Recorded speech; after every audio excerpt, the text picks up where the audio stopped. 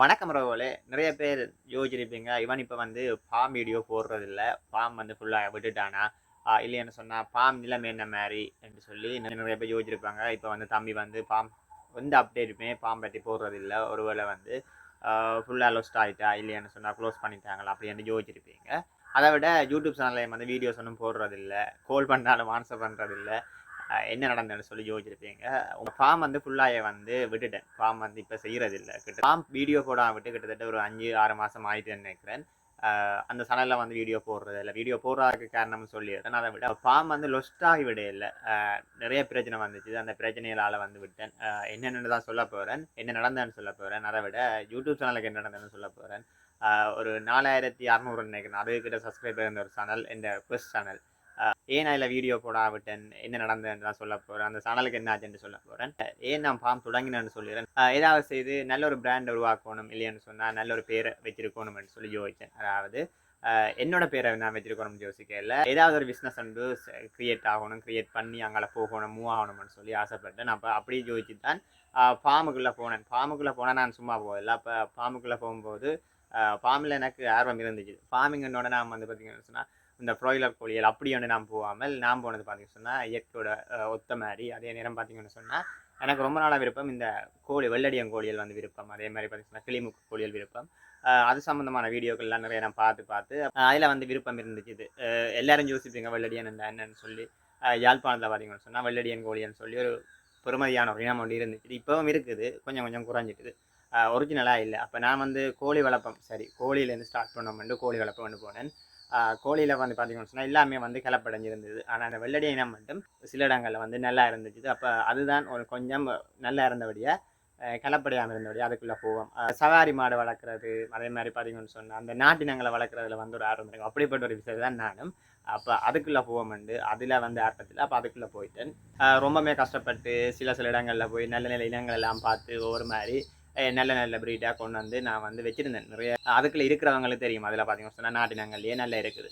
இப்போ ஒரு சவாரி மாடுன்னா நல்ல மாடுகள் இருக்குது, அப்படி பிரச்சனையான மாடுகள் இருக்குது, ஓடக்கூடிய மாடுகள் இருக்குது. எங்களோட சமூகத்தை பிரதிபலிக்கிற இனமண்டக்காண்டி நாம் இந்த பெருவடை என்று சொல்லுவாங்க, அந்த கோழி இனத்தை வளர்ப்பு மட்டும் தான் வளர்க்க ஆரம்பிச்சது. உண்மையிலேயே சக்ஸஸ் தான் போச்சுது. நிறைய பேர் வந்து தேடி வந்து வேண்டினாங்க. ஒரு மார்க்கெட் வந்து உருவாகிச்சுது. ஆனால் ஃபெயில் ஆகிடுச்சு. என்னென்னு சொன்னால் எனக்கு வந்து நான் வேலைக்கு போயிடுவேன். அதை பார்க்குறதுக்கு ஆட்கள் இல்லை. அதை விட காசு வேணும். இப்போ 4 கோழி 5 கோழி என்று வளர்க்குறதுக்கு ஓகே, ஒரு 10 15 போயிருக்குல்ல, அதுகளுக்கு வந்து தனித்தனியாக கூடுதல் தேவைப்பட்டுச்சு. என்னட்ட வந்து அவ்வளோ காசு இருக்குல்ல, ஆனாலும் அட்ஜஸ்ட் பண்ணி உள்ளே வந்து சமாளித்தேன். கூடுதலை வந்து நானே உள்ள ரெடி பண்ணி வளர்த்துட்டு இருந்தேன்.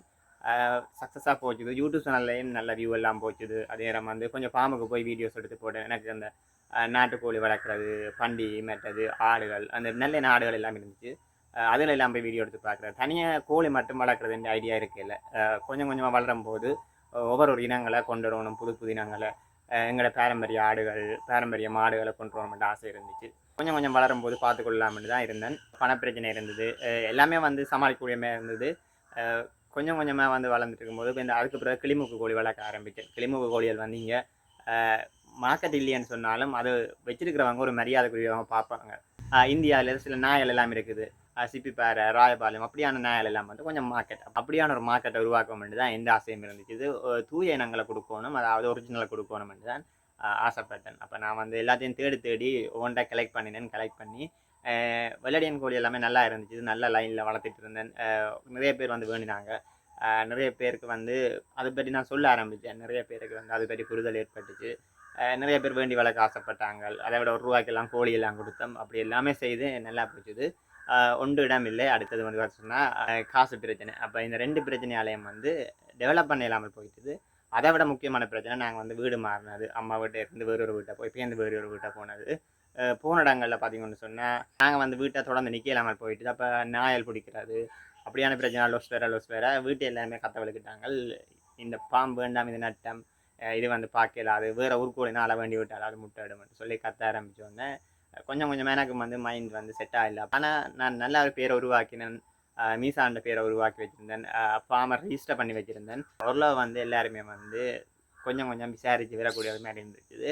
பிஸ்னஸ் அப்போ அடுத்த லெவலுக்கு கொண்டு போகிறக்கெல்லாம் பதிவு செய்து அப்படியே ரன் ஆகிட்டு அந்த லொஸ்ட்டை வந்து சமாளிக்க முடியாமல் போயிட்டு. லொஸ்ட்டுன்னு சொல்லலாது, பெருசாக காசு எதுவுமே போட இல்லை, போட்ட காசு எடுத்துருக்கிறேன்.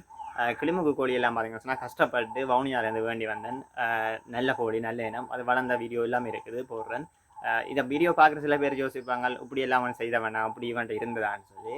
இப்போ கூட நான் அதை விட்டதா இல்லை, அதை நான் வந்து ஃபுல்லாக இது பண்ணி விட்டதா இல்லை. இப்போ பார்த்தீங்கன்னு சொன்னால் வீட்டு ஒரு கோழியுமே இல்லை. ரெண்டு கிளிமூக்கு கோழி இருந்துச்சு, அது வந்து இப்போ அம்மாவோட நிற்குது. அது சேல்ஸ் பண்ண போட்டுருக்கிறேன். விற்று விடுவான் பண்ணி யோசிக்கிறேன். அதை விற்றுட்டு அந்த காசை வச்சுருப்பேன். ஃப்யூச்சரில் வந்து ஸ்டார்ட் பண்ணும்போது பார்த்துக்கலாம் என்று சொன்ன ஐடியாவில் இருக்கிறேன்.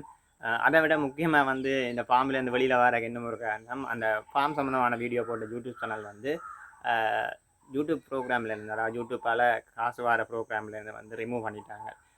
எல்லாமே வந்து சரியாகி கிட்டத்தட்ட அதுலேருந்து கிட்டத்தட்ட எனக்கு ஒரு $60 $70 வந்து வந்துருந்துச்சு. ஆரம்பத்தில் நான் ஒருக்கா வந்து அதுலேருந்து பேமெண்ட்டும் எடுத்துருக்கிறேன்.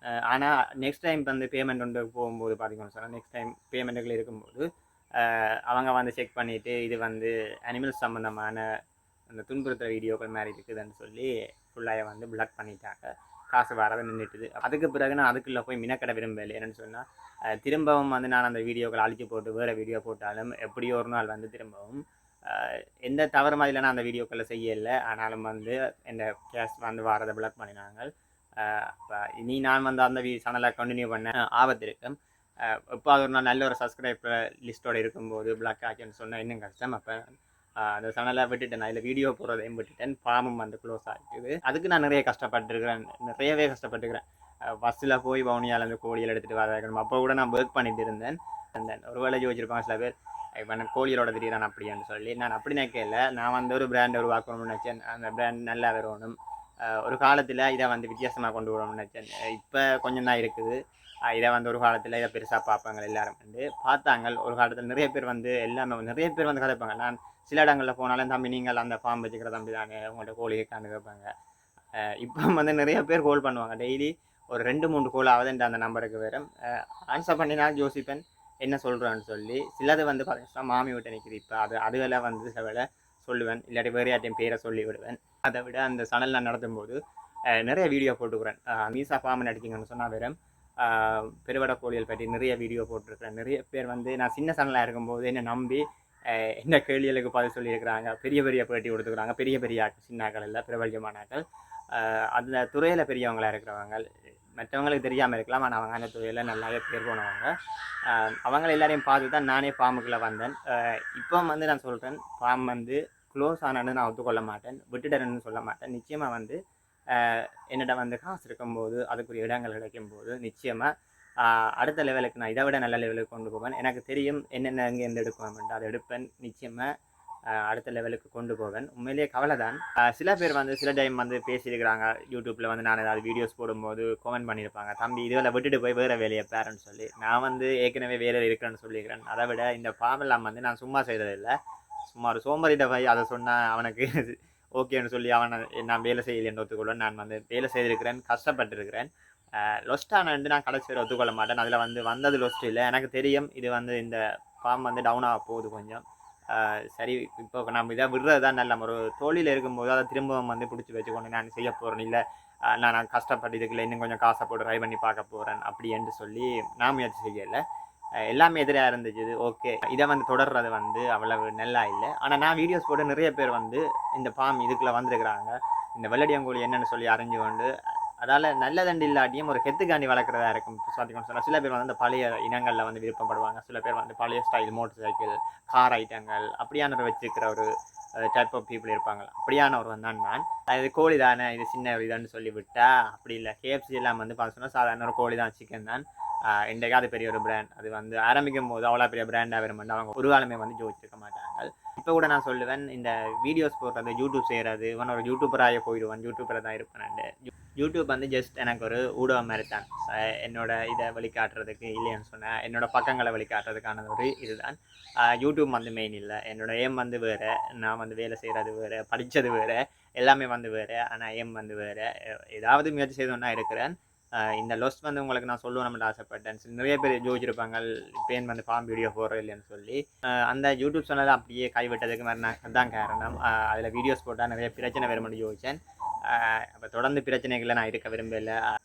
சில பேர் சொல்லியிருக்கிறாங்க, கஷ்டப்படாமல் உழைக்கிறீர்கள் இப்படி யூடியூப்பில் வீடியோ போட்டேன்னு சொல்லி. அவங்களுக்கு நான் சொல்லணும் நினைச்சேன். இப்போ நிறைய காலம் ஆகிட்டேன்னு சொன்னால் அதை சொல்ல மறந்துடுவேன். ஒரு வேளை அது சொல்ல இல்லாமலும் போயிடும்.